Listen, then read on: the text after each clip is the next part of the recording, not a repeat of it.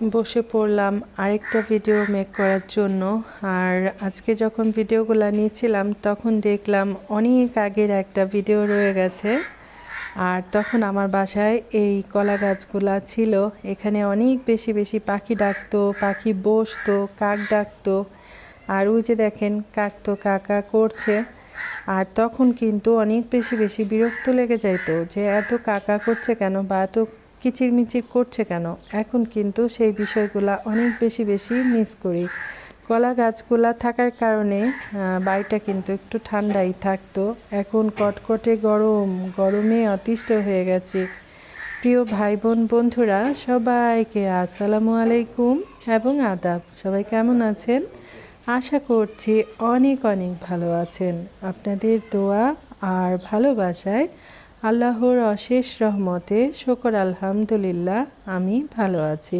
তো সকালে চা নাস্তা খাওয়া দাওয়া শেষ করে চলে আসলাম দুপুরের রান্নায়।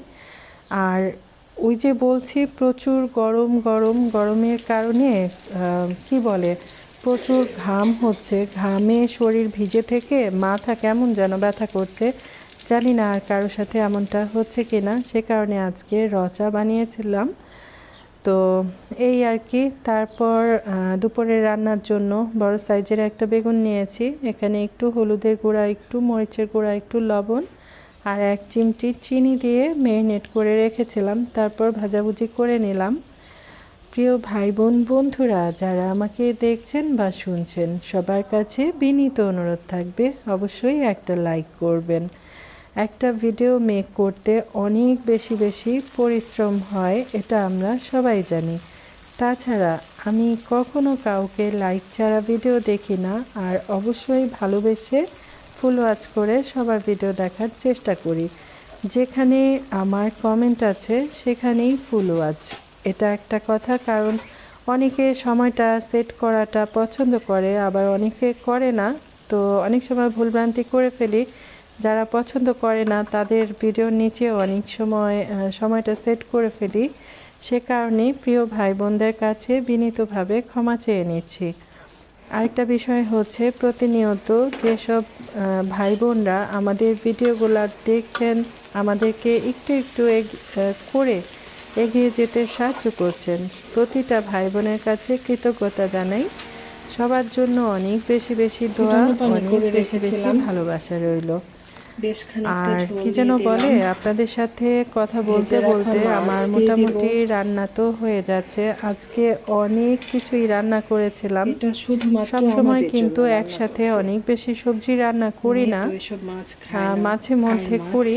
আর আগামী দিন আমার একটু বাহিরে যাওয়ার আছে, সে কারণে আজকে ভাবলাম আজকে একটু বড় বড় করে 2-1টা তরকারি রান্না করে রাখি, আগামী দিন রান্না না করলেও হবে। আর কি যেন বলে, এই সবজিটা খেতে, সরি এই তরকারিটা খেতে অনেক বেশি বেশি মজা। সাথে টমেটো দিলে তো কথাই নাই। তো টমেটোগুলা বিছাই দিয়ে দিলাম। তারপর কি বলবো, তারপর হচ্ছে গত রাতে একটু ওয়েদারটা ঠান্ডা হয়েছিল। মানে বিকেলবেলা দেখলাম একটা এলোমেলো বাতাস চলে আসছে। আর বাতাসটা কেমন যেন অস্বাভাবিক মনে হয়েছে, মনে হচ্ছে ভূত জিনের মতো কেমন যেন একটা ঘুরে ঘুরে ভয়ঙ্করভাবে একটা বাতাস হচ্ছিল। তো আমি তো তাকিয়েছিলাম, আমার যেহেতু চারপাশটা একটু খোলামেলা আছে, বাইরে তাকিয়ে দেখি নারকেল গাছগুলা মনে হচ্ছে ঘুরে ঘুরে বাতাস দিচ্ছিল আর কি। তো সে কারণে এখন একটু ঠান্ডা লাগছে। আর এই যে দেখেন শিম আলু টমেটো দিয়ে যে আর মাছ রান্না করেছে, এটা ফাইনাল লুকটা অনেক বেশি বেশি সুন্দর হয়েছে। তারপর ডাটা কাটাকুটি করে নিয়েছি। ডাটা খেতে তো অনেক ভালোবাসি, কিন্তু কাটাকুটি করতে অনেক বেশি বেশি কষ্ট লাগে। আর একটা বড় হয়েছে, একটা ছোট হয়েছে, এই আর কি। ডাটা কাটতে বসলে আমার সব সময় আমার মায়ের কথা মনে পড়ে। আমার মা যখন ডাটা লতি তারপর এ ধরনের অনেক তরকারি আছে না, সেগুলা কাটাকুটি করতো, তখন হাতের দিকে তাকিয়ে থাকতাম, প্রত্যেকটা টুকরা একই সমান হতো। তো যাই হোক, ডাটা দিয়ে পোয়া মাছ দিয়ে রান্না করব। এই রান্নাটা যখন করি তখন সব সময় বলে থাকি এই রান্নাটা কিন্তু শ্বশুরবাড়ির রেসিপি। তো প্রথম যেদিন খেয়েছিলাম ভাবছিলাম পোয়া মাছ দিয়ে আবার ডাঁটা দিয়ে কিভাবে খায়। অবশ্যই কচি ডাঁটা হতে হবে, একদম সবুজ কটকটে কিছু নরম ডাঁটা থাকে না, সেই ডাঁটা দিয়ে এই রান্নাটা করলে অনেক বেশি মজার হয়। তো আমি কিন্তু প্রথমে পোয়া মাছটা ভালো করে কষাই নিয়েছি, তারপর আমি সব ধরনের মশলা দিয়ে কষাই নিয়েছি। তারপর এখানে এই যে ভাপ দিয়ে যে ডাঁটাটা রেখেছি সেটা দিয়ে দিলাম। যারা কখনো এই রান্নাটা খান নাই তারা অবশ্যই একবার ট্রাই করতে পারেন, একদম নিরাশ হবেন না, খেয়ে ভালো লাগবে। তবে ডাঁটা তরকারি কিন্তু অনেক বেশি মশলা হলে খেতে ভালো লাগে না, একটু কম ঝাল হলে খেতে মজা লাগে, তাই না বলেন? আর এদিকে আমি কি করেছি, বিকেলের নাস্তার জন্য এখানে ছোলা বুট সিদ্ধ করে রেখেছি। আজকে ছোলা বুটটা একটু সহজ পদ্ধতিতে রান্না করব, রান্নার তো শেষ নাই। আর এদিকে এই যে মাছটা আমি কষাই রেখেছি, সেটাও আবার একটু দেখালাম। এভাবে কষাই নিয়ে মাছটা রান্না করলে সেই মাছটা খেতে কিন্তু অনেক বেশি বেশি মজা লাগে। অনেকে পোয়া মাছটা ভেজে রান্না করে, তবে আমি কখনো পোয়া মাছ ভেজে রান্না করি নাই। এদিকে আপনাদের সাথে কথা বলতে বলতে ডাঁটাটা কিন্তু খুব ভালো করে কষাই নিয়েছিলাম। তারপর ওই যে কষানো মাছ এটার মধ্যে দিয়ে দিয়েছি, পরিমাণ মতো ঝোল দিয়ে দিয়েছি। এখন ঢাকনা দিয়ে ঢেকে খুব সুন্দর করে ধীরে ধীরে রান্না করে নিব। দেখতে কতটা লোভনীয় লাগছে, তাই না? এই রান্নাটা দেখতে যেমন সুন্দর লাগে, রান্নাটা খেতেও কিন্তু অনেক বেশি মজা লাগে। আর এই যে আমি অল্প করে একটু ধনিয়া পাতা দিয়েছিলাম, হাতের কাছে ছিল, আর না দিলেও হয়। আর কি যেন বলে, ধনিয়া পাতাটা দিলে মনে হয় যে শীতকালীন খাবার দাবার, এজন্য ভালোই লাগে।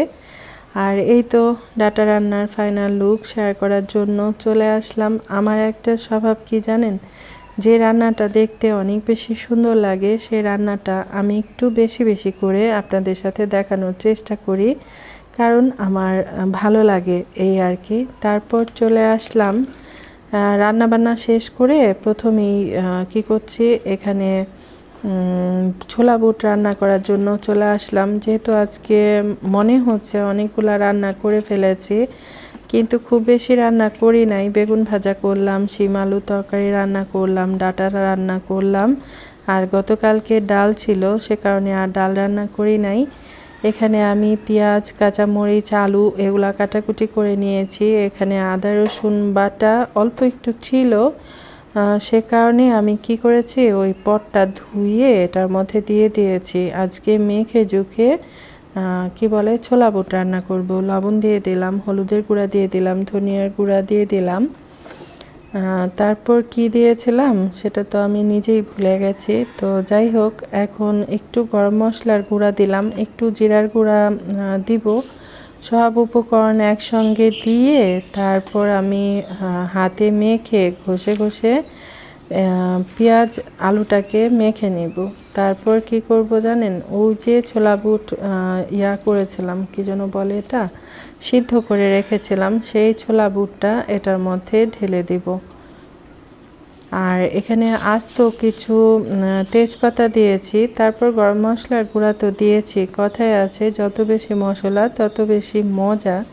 তবে আরেকটা বিষয় কি, পরিমাণের চেয়ে বেশি কোনো কিছু দিলে সেটা খেতে কিন্তু ভালো লাগে না।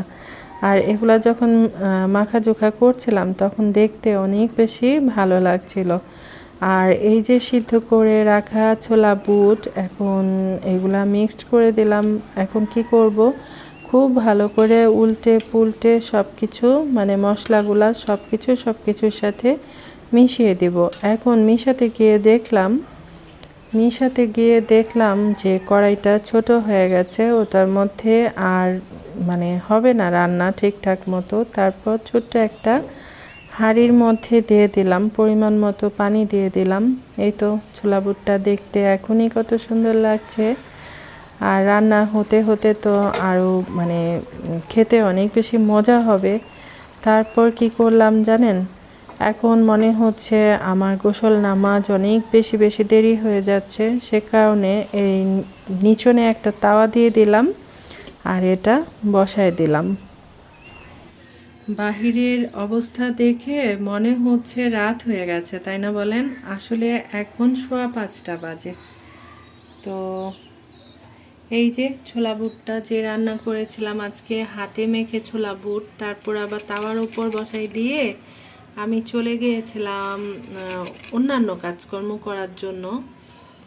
আসলে অনেক সময় হয় কি, রান্না বান্না দেরি হয়ে যায় বা কাজকর্ম করতে ইচ্ছা হচ্ছে না, তখন এটা হচ্ছে শর্টকাট প্রসেস আর কি।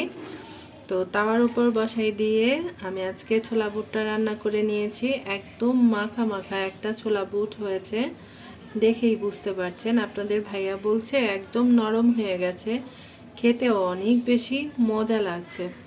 ভেবেছিলাম বাহিরে যাব, বাহিরে গিয়ে মিষ্টি কুমড়ার দানা আছে সেটা বুনে দিব, কিন্তু বাহিরের অবস্থা এত ভয়াবহ, আর মেঘাচ্ছন্ন আকাশ হলে আমি অনেক বেশি ভয় পাই। আমার বারবার মনে হয় বিদ্যুৎ চমকানো হলে না যেন আমি মরে যাই, এই আর কি।